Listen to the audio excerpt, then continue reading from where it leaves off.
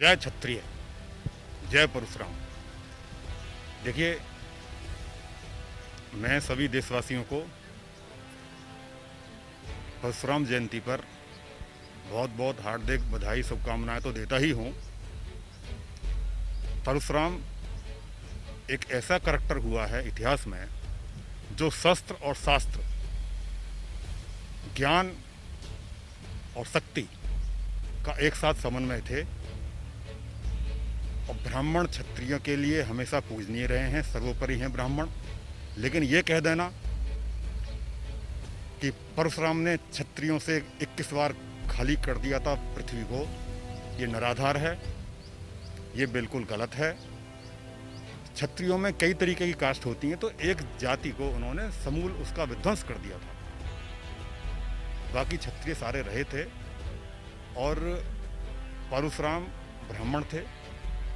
जिस क्षत्रिय ने ब्राह्मण को छोड़कर, जिस राजा ने, जिस चक्रवर्ती सम्राट ने सिंहासन नहीं त्यागा, वो खत्म हो गया है।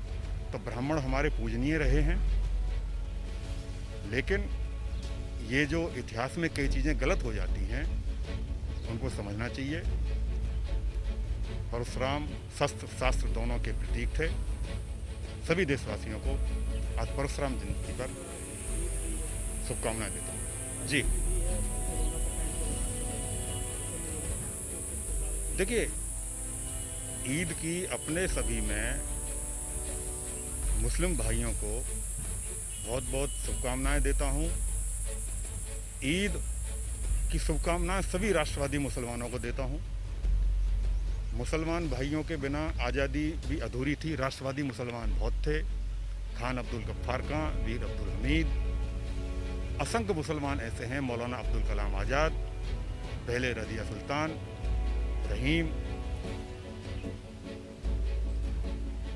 लेकिन कुछ छोटी ही संख्या के मुसलमानों ने सारे मुसलमानों को राष्ट्रवादी नहीं कह सकते, राष्ट्रवादी भी हैं।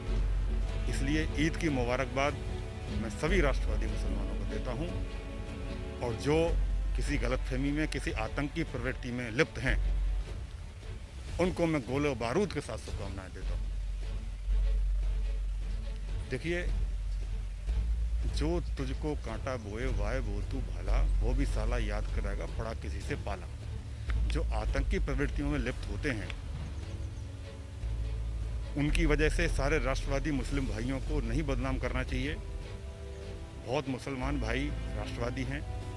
अयोध्या में जितने भी मुस्लिम भाई, अयोध्या तो इन्होंने, पार्टियों ने अपना वोट बैंक बना लिया, वरना वहाँ के मुसलमान को तो कभी दिक्कत ही नहीं थी, बड़े प्रेम से रहते थे। लेकिन कोरोना का टाइम चल रहा है। कोरोना के टाइम पे मुस्लिम भाइयों से अपील करूँगा, हमको भी माफ़ करें, इस बार नहीं वैसे मुलाकात हो पाएगी सभी साथियों भाइयों से। खुशी से ईद मनाएं, प्रेम पूर्वक मनाएं, लेकिन सोशल डिस्टेंस को याद करते हुए, और घर पर ही कोशिश करें। जो जामा मस्जिद के बुखारी जी हैं, उन्होंने भी अपील मुस्लिम भाइयों से की है कि मस्जिदों में जाकर इस बार करने का, इकट्ठा होकर जाने की कोई ज़रूरत नहीं है, घर में बनाएं, खुदा हर जगह बैठा हुआ है। सभी मुस्लिम साथियों से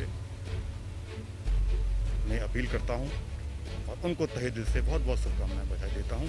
इस बार मुलाकात नहीं हो पाएगी, हमारी इसी सांकेतिक रूप को और अटेंडेंस मान लें, हमको एब्सेंट ना करें।